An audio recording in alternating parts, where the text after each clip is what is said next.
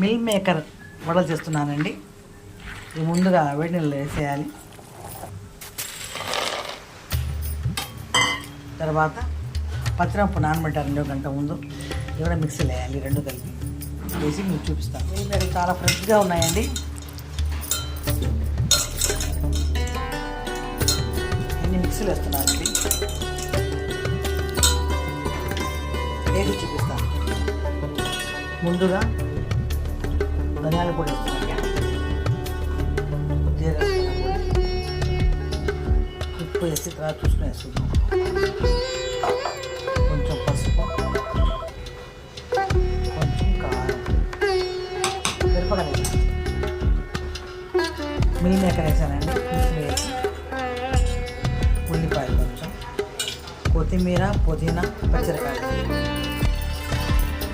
ఇది మొత్తం కలపాలి. కలిపి చూపిస్తాను.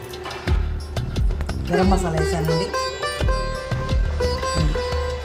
అల్లం వెల్లుల్లి వేసాను, మొత్తం కలిపేయాలి. మొత్తం కలిపేసానండి. దీంట్లో కడాయిలో నూనె వేసి గారెలు వడలు కడాయిలో నూనె వేస్తాను.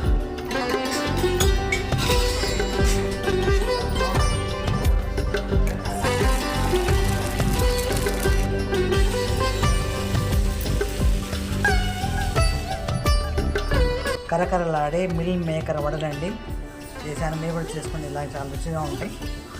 ఇలా కూడా బాగా తింటాను. లైక్ చేయండి, షేర్ చేయండి. నా వీడియోల కోసం సబ్స్క్రైబ్ చేసుకోండి.